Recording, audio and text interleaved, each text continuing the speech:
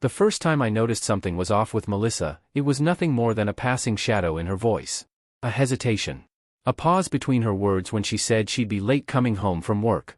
I didn't think much of it back then. We'd been married for almost 20 years, and after a couple decades together, small gaps in conversation were bound to happen. Or so I told myself. Back then, my world felt solid. I was 42, a civil engineer with a career I was proud of. For over 15 years, I'd worked on bridges across Colorado, bridges that stood like steel arteries, connecting lives and futures. I had Melissa, 2 teenage daughters, and a house on the edge of Denver with a view of the mountains that I swore could heal any wound. People at work respected me. My neighbors admired me. I was the kind of man others pointed to when they said, "That's stability." But stability is a strange thing.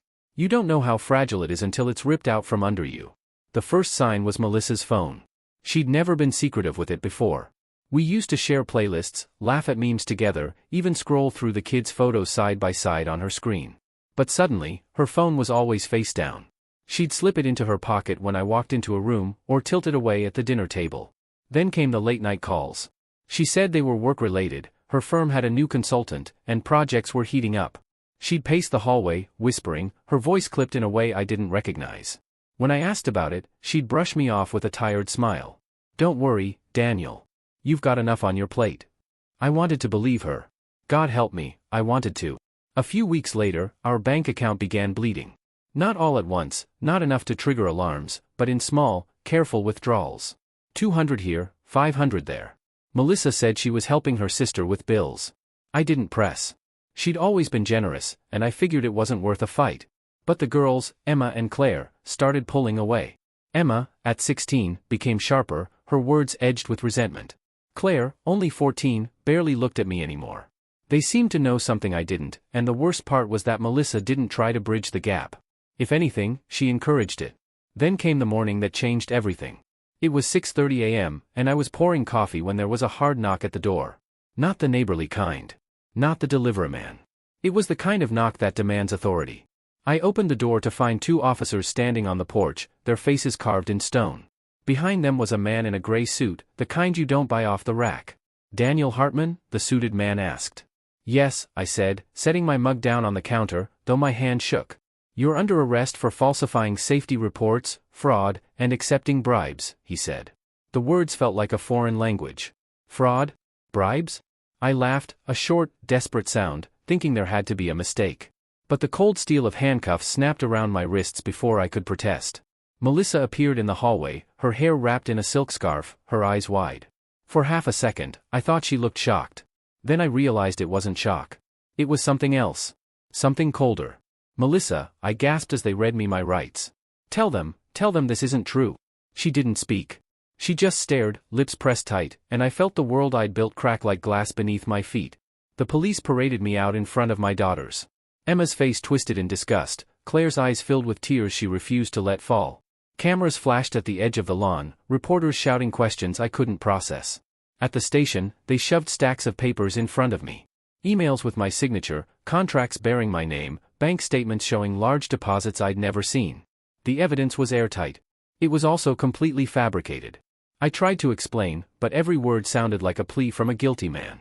By the end of the day, I was released on bail, but the damage had already spread like wildfire. News outlets called me the Crooked Bridge Man. My firm suspended me pending investigation. Friends stopped calling. Even my daughters refused to pick up the phone. That night, when I returned home, Melissa was waiting with divorce papers. She claimed she couldn't live a lie any longer. She told me she'd fight for full custody of the girls. I looked at her, really looked at her, and realized something chilling. She wasn't broken. She wasn't devastated. She was calm. Prepared. As if she'd been waiting for this. "Melissa," I whispered, my voice barely holding together. "Why?" She gave a small shrug. "Because I can't do this anymore. You've brought shame into this house. The girls deserve better." But her eyes betrayed her. They flickered, just for a moment, toward her phone on the counter. A phone that had been buzzing nonstop since morning. And in that flicker, I knew. She wasn't alone in this. She hadn't just stopped loving me, she had helped set me up. I left that night with a single duffel bag. Everything else, my house, my family, my reputation, was gone. I drove for hours, ending up at my late father's cabin in rural Wyoming.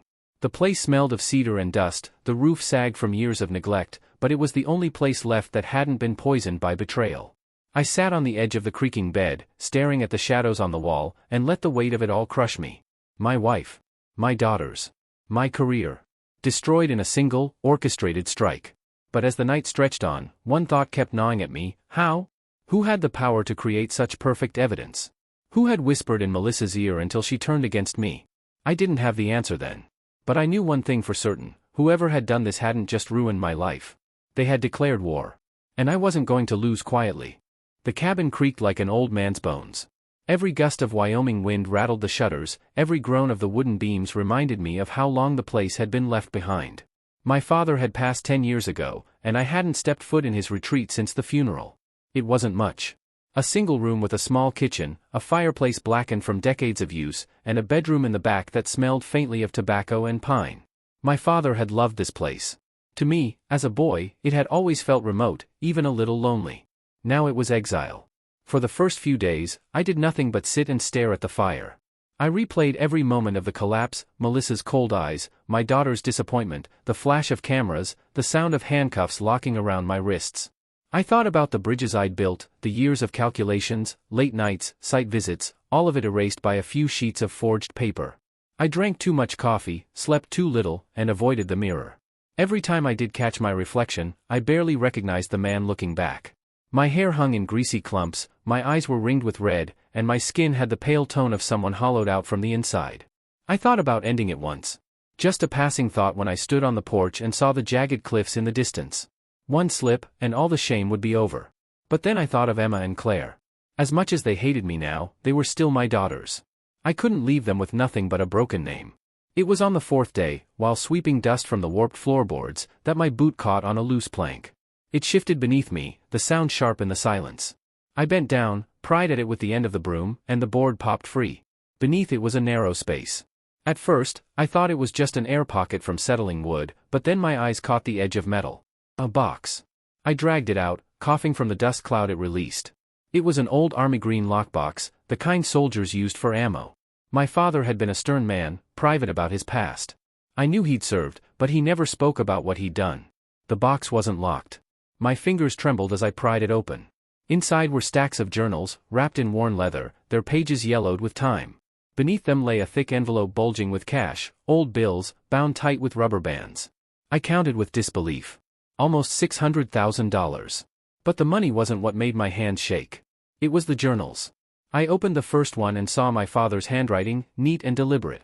The entries were dated from the late 1970s through the 1990s. They weren't about family memories or hunting trips like I expected.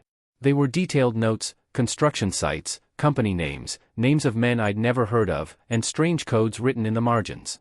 Some pages had newspaper clippings attached. Articles about bridge collapses, construction accidents, even deaths. Beside them, my father had scribbled words like cover-up and fraud. The deeper I read, the clearer it became. My father had been tracking corruption in the construction industry for decades. Bribes, safety reports faked to save money, shortcuts that endangered lives. He had names, numbers, even photographs tucked between the pages. And then I found it. A name I recognized. Sitting right there in my father's meticulous scrawl was Torino Infrastructure Group. My blood ran cold. Torino was one of the biggest contracting firms in the region, a company I dealt with in passing during my own career. The name wasn't just mentioned once. It was everywhere. Linked to bribes, collapse projects, even deaths that had been ruled accidents. My father had circled the name in red ink so many times the paper had worn thin. I flipped further, and tucked in the back of one journal was a photograph. Black and white, grainy, but unmistakable. My father, younger, standing with a group of men outside a construction site. His arm rested casually on the shoulder of another man. That man was the same one I'd seen on the news just last week, standing beside Melissa during one of her consultant meetings. His hair was gray now, his face lined, but it was him. The same man. I sat back, my chest tight, the journal slipping from my hands. It all connected. The false evidence against me, Melissa's sudden betrayal, the too perfect collapse of my reputation, it wasn't random. It was Torino. Somehow, they had found me, just as they had once found my father. And Melissa, she hadn't stumbled into it. She had been pulled in, seduced by promises, or maybe threatened. Either way, she had chosen them over me. The realization twisted like a knife. But beneath the hurt, something else began to stir. A fire. I spent hours digging through the journals, mapping connections, cross-referencing names. My father hadn't just been paranoid, he had built a record strong enough to bring down giants. He hadn't trusted the system enough to expose it in his lifetime, maybe out of fear for his family. But he had left it here, buried beneath the floorboards, waiting for me. That night, I lit the fireplace and spread the journals across the floor. I studied every page until my eyes blurred and the words swam. But even through the exhaustion, a thought crystallized. They had destroyed me thinking I was just another man to be broken. But they didn't know what I now held. They didn't know the bloodline I came from. My father hadn't left me money. He had left me a weapon. And for the first time since my life had collapsed, I felt something stronger than despair. I felt purpose. I didn't sleep much after finding the journals. The wind outside howled against the cabin walls, but my mind was louder. Every page I'd read played back in my head like a film reel, every name and number etched into me as if I'd lived it myself. By sunrise, I knew I couldn't do this alone. My father had been a meticulous man, but his notes were coded in ways I didn't fully understand. If I wanted to make sense of them, I needed someone who had the skill, and the courage, to face a company like Torino. I sat with a cup of stale coffee, flipping through the journals, when a name caught my eye in one of the earlier entries. Met with Harlan Bishop today. Agreed to keep copies of certain files as backup. Harlan Bishop. The name struck a faint chord. I remembered him dimly, an older man who used to visit my father when I was young. He'd been a journalist back then, I think. A wiry man with glasses too big for his face and a voice that carried authority. I didn't know if he was even alive. But it was the only lead I had. After 2 hours of scouring online directories from the dusty laptop I'd brought to the cabin, I found him. Retired. Living just outside Cheyenne. I stared at the screen for a long time, wondering if I should risk it. If Torino was as deep as my father claimed, reaching out to the wrong person could get me silenced before I even made a move. But Harlan had been my father's ally once. That had to count for something. I dialed the number. It rang twice before a gravelly voice answered. "Yeah? Mr. Bishop?" I asked. "Who's asking?" "My name is Daniel Hartman. My father was Richard Hartman." There was a pause. Long enough that I thought he'd hung up. Then, "Where are you?" "Wyoming. At his old cabin." Another pause. Then, sharper this time, "Stay put. I'll be there by nightfall." He hung up before I could ask anything else. By dusk, an old pickup truck pulled up the dirt road leading to the cabin.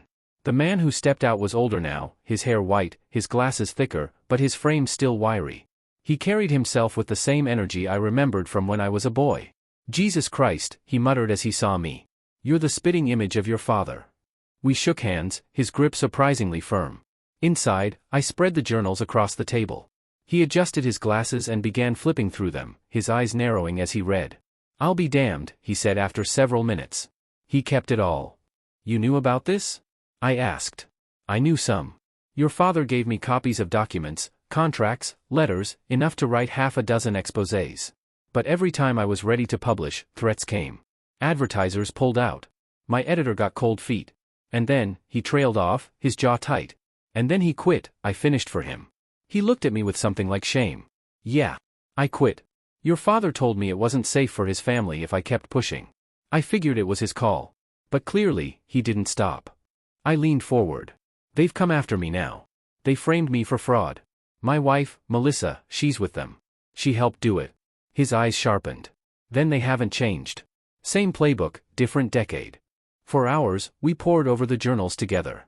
Harlan explained the codes, the shorthand, the way my father had linked companies through shell accounts and dummy contractors. Every name we connected painted a bigger picture. Torino wasn't just corrupt, they were the backbone of a criminal network that spanned states. But the real shock came when Harlan pulled out his own folder from his truck. Inside were photographs, more recent than my father's notes. One of them showed Melissa. She was sitting at a restaurant, leaning close to a man I recognized instantly. Lorenzo Torino, head of the company. The same man from the photograph with my father decades ago. Their faces were close, too close for a consultant meeting. My throat tightened as I stared at it. Proof.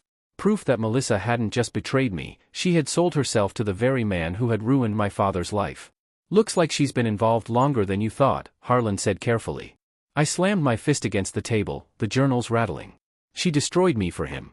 For them. And my daughters, she's poisoning them against me." Harlan didn't flinch. He'd seen worse, I suspected. "Good.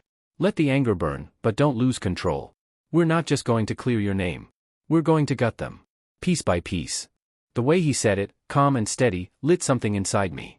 For the first time since Melissa filed those divorce papers, I didn't feel powerless. Over the next week, we built a plan. Harlan had old contacts in federal agencies, men who had retired but still owed him favors, younger investigators hungry for a big case. With my father's journals, the photographs, and the money hidden in the lockbox to fund our movements, we began constructing the case. At night, I would lie awake on the cabin cot, staring at the ceiling, thinking of Emma and Claire. I remembered tucking them into bed when they were small, their laughter echoing in the house. Now, they barely answered my texts. Melissa had turned them against me, painting me as a fraud, a criminal. But the day would come when they'd see the truth. When they'd see who had really betrayed them. One evening, as Harlan smoked his pipe by the fire, he looked at me and said, "Your father wanted justice. That's why he kept all this. But he was afraid of what it would do to you if he pushed too far. You don't have that luxury anymore. They've already taken everything." I nodded slowly. He was right. My father had tried to shield me from his fight, but in doing so, he'd only delayed the inevitable. Melissa and Torino thought they had broken me. What they didn't know was that they had awakened something far stronger. The war my father had started was now mine to finish. I didn't feel the same man anymore. The weeks at the cabin had stripped away whatever softness I had left. By the time Harlan and I had gathered enough evidence to make our move, I wasn't Daniel the disgraced husband anymore. I was my father's son, carrying the fight he couldn't finish. The plan was simple in theory but dangerous in execution. Torino had built his empire on shadows, shell companies, offshore accounts, silent partners. But shadows disappear in the right light. That was what we needed, to drag him and Melissa out into the open, in a way neither could silence. Harlan knew a young federal investigator named Marcus Hale. Ambitious, sharp, with no ties to the corporate suits Torino had bought over the years. Hale had been itching for a case big enough to make his career, and when he saw the files my father left behind, his eyes lit with the kind of hunger I recognized. "This isn't just fraud," Hale said when we met him in a dim diner off the interstate. "This is racketeering, bribery, possibly even murder if we dig deep enough. But if we go after Torino too soon, he'll bury us in countersuits and stall tactics. We need leverage. Something public. Something undeniable." That's when the idea came. Melissa. If Torino was the head, she was the hand pulling strings behind me. Exposing her meant exposing him. And I wanted her to feel the same humiliation she dealt me, watching her lies unravel, her carefully crafted image burn down in front of everyone. The opportunity came faster than I expected. Melissa was scheduled to attend a charity gala in Denver, one Torino sponsored annually. It was all over the local society pages. A night of champagne, polished speeches, and cameras flashing. I stared at the photo in the paper, Melissa in a shimmering gown from the year before, Torino at her side like a king flaunting his prize. My jaw clenched until it hurt. "That's where we do it," I said. Harlan nodded slowly.